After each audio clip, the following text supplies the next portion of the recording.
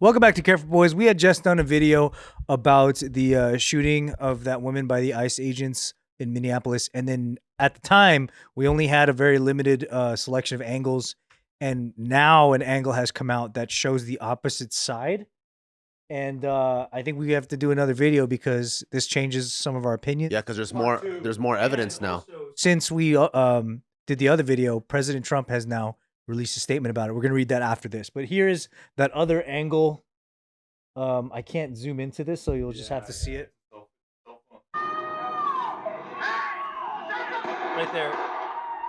I don't know if Oh, I missed it. Can you do it? Sorry. Cause I didn't have context. Just slow. If you could just slow roll it. Okay, so that's the cop. Yeah. That's the cop right there. That's the one in question that she may have hit or not. Yeah. From the other side, you don't even see this guy at all. Yeah, barely. Until he's like out of the way. Yeah. So he's standing here right in front of the vehicle is not within view. It's behind this one. See, she hits him. Hitting him. She hit him. Yeah. She actually sideswiped him. Also, when you watch the other angle really, really slowly, I believe he actually has his cell phone out in his left hand. Yeah. And he's recording her to like document what's going on. And then it's when she reverse that you could see the cell phone. And then right when she pulls forward, that's when he starts reaching for his gun. And he pulls it out with his right hand. I see. Yeah, more footage is always better. Yeah, because That's a weapon. He's getting pushed from that car. The vehicle is now a weapon, and he is responding to that. Wow. I mean, that's right there. You can see that's actual, I guess, legal contact. That's contact for sure. Yeah. very contact. What did President Trump say? Because at that point, you don't know if she's going to accelerate or not, and You don't know if you're going to be under the vehicle in 2 seconds. You have no idea. I mean, obviously, I do understand and believe it's still going to be a hot point of of arguable. He should have shot the tires. It's very argumentative is all. Yeah. That's what people always do. It's like shoot a shot him in the leg. It's like, come on, dude, that's not what they're trained. Shot to the do. brake lines. Right, right. You know, in the movies, I've seen so many times when they shoot the tire and then the car. Yeah. I saw Vin Diesel stop the car with his bare hands. Okay, here's the statement from Trump. He says, I have just viewed the clip of the event which took place in Minneapolis, Minnesota. It is a horrible thing to watch. The woman screaming was obviously a professional agitator, and the woman driving the car was very disorderly, obstructing and resisting, who then violently, willfully, and viciously ran over the ICE officer, who seems to have shot her in self-defense. And then he continues here and says, based on the attached clip, it is hard to believe he is alive, but is now recovering in the hospital. The situation is being studied in its entirety, but the reason these incidents are happening is because the radical left is threatening, assaulting, and targeting our law enforcement officers and ICE agents on a daily basis. They are just trying to do the job of making America safe. We need to stand by and protect our law enforcement officers from this radical left movement of violence and hate. Are we seeing the right thing in this clip?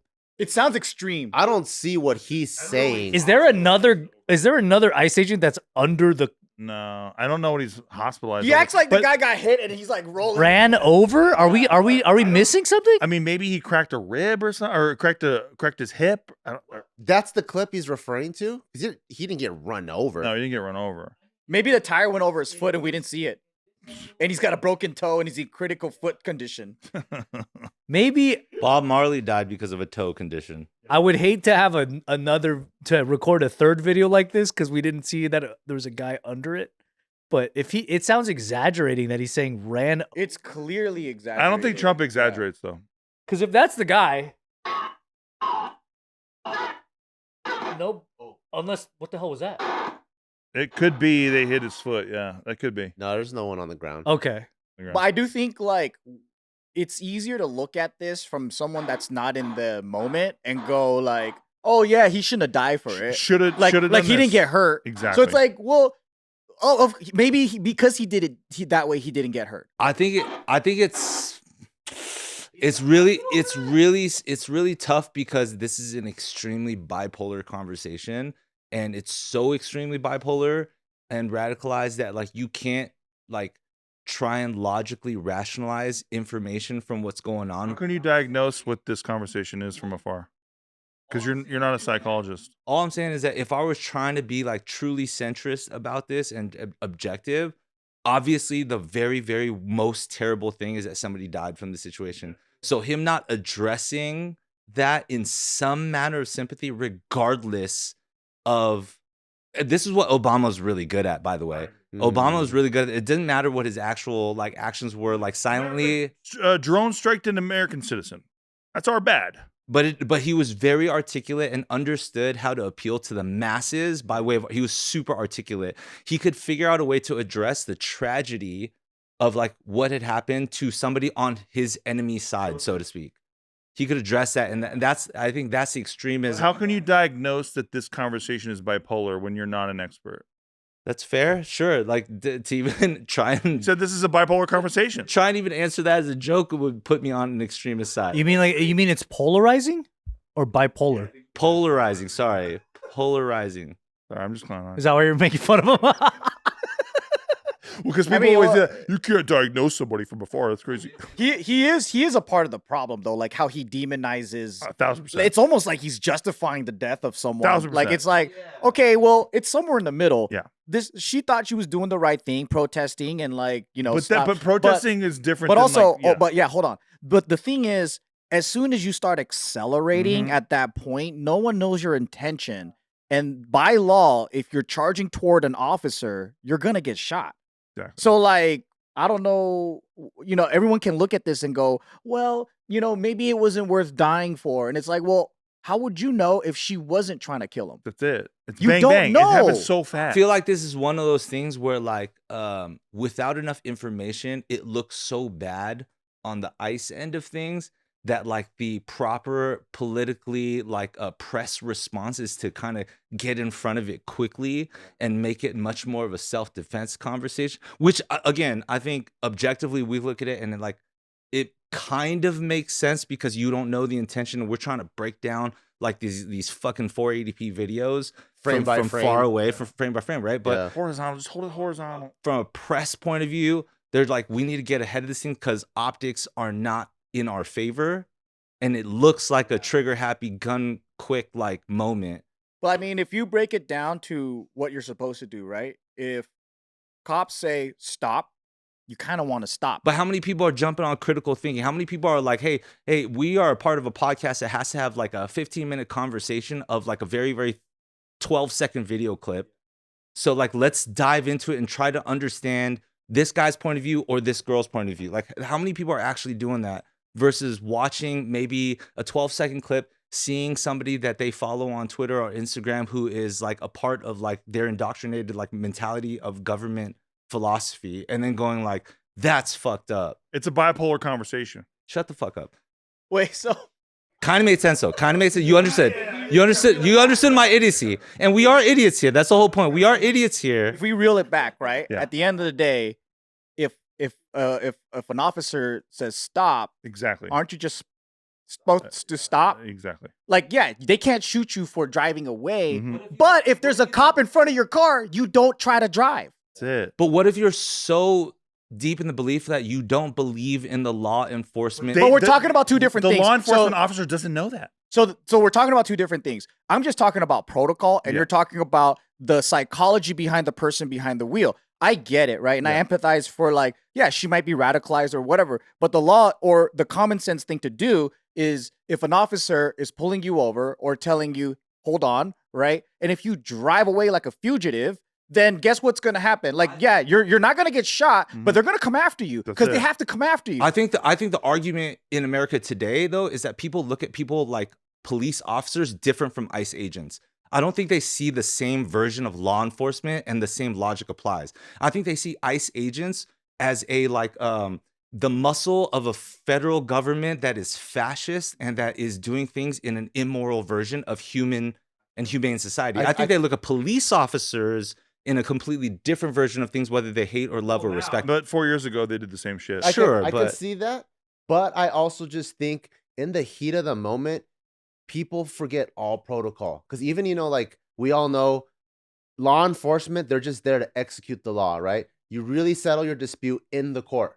But even when people are getting pulled over for a traffic violation, they'll argue with the cop. But the cop's not the judge or anything. So even when it comes to local police, people forget that they're just going to issue a ticket, just take it, sign it, go fight your case at the court. But people just straight up have an argument. And I feel like this is just like another escalated version of it. In both cases, if people can just follow protocol, just listen to what they have to say. And if you have a big case, you're going to settle it in a different part of the judicial system. I think everything will stay like peaceful and calm. I do think that makes sense, again, when you're critically thinking, but I do believe that there is a difference in perspective between law enforcement and ICE agents in today's society in America. No, I agree with you. They see them as like Nazis, SS troops or some shit. Yes. Yeah. Especially media influenced portrayal. Yeah. So she's fearing for her life because maybe she thinks ICE agents are operating not within the boundaries of the law, and they're just acting like bounty hunters that grab people up and do whatever. So that's but that's paranoia, right? Like if we go back to what is legal and what you're supposed to do regardless, is like, okay, if a mall cop tells me to stop, I'll fucking run. Because they don't really have any power. Yeah. But maybe that's what they're thinking of an ICE agent. It's like a biker. They're not looking at it as like, It's like, take this. It's like the Nick Shirley video in Minnesota, right? Where he's at the daycare leering center or whatever, right? And then he's going in there, camera ready and stuff like that. And he's like, hey, blah, blah, blah. And then that one like Karen lady walks in front and she's like, no, don't open the door. There are ICE agents out here. It's like, would the same person of society go like, don't open the door, the police are here? I think that there's a fundamentally different perspective in which like society deems, or that version or that half of society looks at an ICE agent and thinks that they are not the legal real police of like our community. The other crazy thing is the reality. The reality is different now because when Obama was president, he deported more people than Trump did. But it wasn't this big media story because Trump does a bad job, like we've been talking about, of weaponizing the conversation in such a way where it incenses people, makes them all go crazy about these topics, where Obama was just quietly deporting the fuck out of everybody.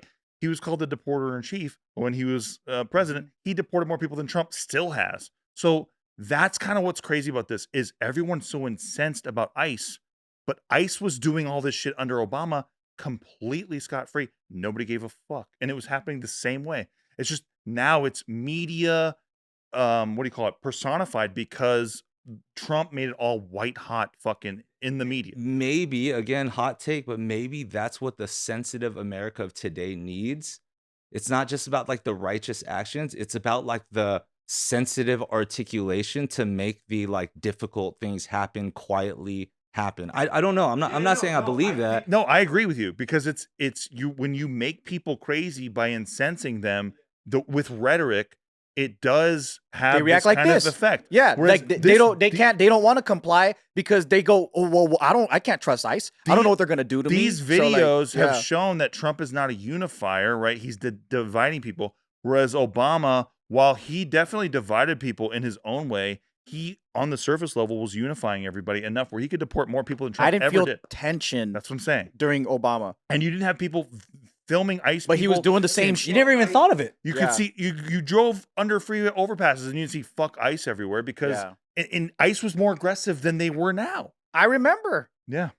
And there was no ODS there was no Obama derangement syndrome conversation, right? Well, no, they actually did do. There was a shitload of Obama hate from the right for sure. Yeah, they were saying he's not even American, right? You know, but it was well censored, my friend.